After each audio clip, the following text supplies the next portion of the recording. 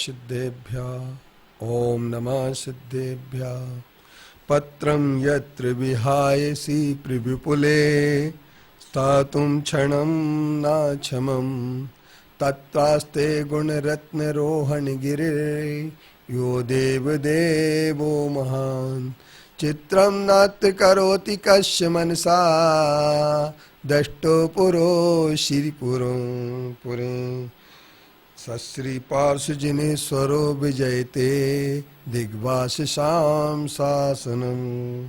पत्र टिके न जहाँ अधर में गुण रत्नों का गिरिवर हो। कितना विस्मय किसे नहीं हो जरा देख लो सिरपुर को।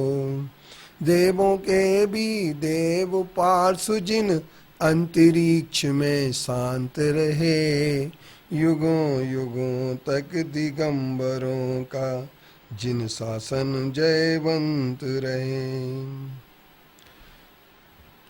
संसार में 84 लाख योनियों में एक मनुष्य योनि ऐसी है जिस मनुष्य योनि में आत्मा धर्म की साधना करता है और सुलभ मौका इससे अच्छा कोई धर्म साधना का नहीं हो सकता है। इस धर्म साधन में सबसे ज़्यादा देवों को भी दुर्लभ अगर कोई है तो वह मनुष्य योनि है। बड़े भाग नर्तन पावा सुर दुर्लभ सदग्रंथन गावा। रामचरित मानस में गोस्वामी तुलसीदास जी ने भी कहा बड़े भाग मानुष तन पावा। बड़े भाग्य से मनुष्य तन मिलता है, यह देवों के भी दुर्लभ होता है, फिर भी आत्मा इसमें आकर के शांति को प्राप्त नहीं कर सकती। परंतु आज वर्तमान की विडंबना यह है कि जहाँ जिस वस्तु की बिक्री बहुत होती है वहीं पर असली माल के साथ साथ नकली माल भी सस्ते भाव में बिकने के लिए आ जाता है। सस्तेपन का प्रलोभन लोगों को अंधा बना देता है। इस कारण लोग असली माल को छोड़ करके झूठे माल को भी खरीदने में लग जाते हैं। धर्म के विषय में भी यही ठीक है घटित होता है कि धर्म की खपत भी मानव शरीर धारियों के बहुत होती है।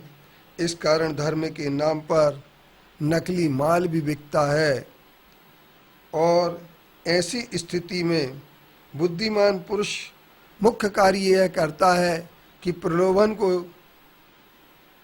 छोड़कर प्रलोभन के जाल में न फंसकर खरे और खोटे की परीक्षा करता है और सदा प्रकाशमान उज्जवल जवाहरात को ही ग्रहण करना चाहता है, वही समझदार कहलाता है।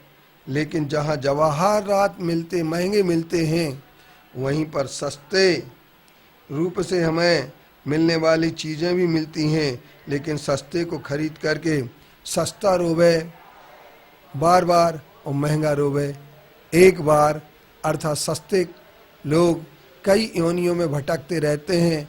जो धर्म की सस्ती चीज़ को खरीदना चाहते हैं, शिथिलाचार में जो अटक भटक जाते हैं वे अनुयायी शिथिलाचार के बन जाते हैं, क्योंकि सुविधा भोगित्व तो जो होता है, सुविधा भोगीपना जिसके पास आ जाता है वह सुविधा एक बार प्राप्त कर लेता है तो उस सुविधा को छोड़ना उसके लिए बहुत मुश्किल होता है। हम ये कह सकते हैं वर्तमान विकराल काल के प्रभाव में भी इस उज्ज्वल जैन धर्म के भीतर विभाग हो गए हैं। प्रारंभ काल में साधु नग्न रहते थे तथा वस्त्र पहनने के ही पक्ष में खड़े हुए और आगे आगे जाकर के कुछ महाशयों ने कुछ ऐसी कृपा हुई कि जैन ग्रंथों की निंदा पात्र बनाने के लिए अनेक जैन ग्रंथ उसमें खराब बातों को मिला दिया और न वो केवल जैन धर्म की दृष्टि से किंतु अपने शिथिलाचार की दृष्टि से यह बात अनुचित हो गई। इस अनुचित बात को धर्म के अंदर मिलावट पैदा करने वाले लोग आज भी आपके सामने सीना तान करके कहते हैं कि हम खरे हैं, लेकिन उन सबके लिए हम एक बात कहते हैं, नग्न साधना करना, निर्दोष प्रकृति के रूप में साधना करना, यह सबसे बड़ी साधना है। और इसमें जो मिलावट आई है उस मिलावट के लिए आप सबको दूर हटाना पड़ेगा, क्योंकि यह मिलावट जैन धर्म के लिए धब्बा है और इस धब्बे को समझना चाहिए। और समझ करके यदि आप अपने इस धब्बे को दूर हटाने का प्रयास करेंगे तो निश्चित तौर पर आपको एक बार समीक्षा करना पड़ेगी कि दिगंबर मत की समीक्षा और श्वेतांबर मत समीक्षा भी आपको करना पड़ेगी। जब श्वेतांबर मत की आप सब समीक्षा करेंगे तो आपके लिए बहुत सारी चीज़ें मिल जाएंगी। अतः आइए हम सब मिलकर के समीक्षा करने के लिए तैयार हो जाएं और समीक्षा करके अपने सच्चे जैन धर्म की परीक्षा करके सच्चे धर्म को अपनाने का प्रयास करें। ओम शांति।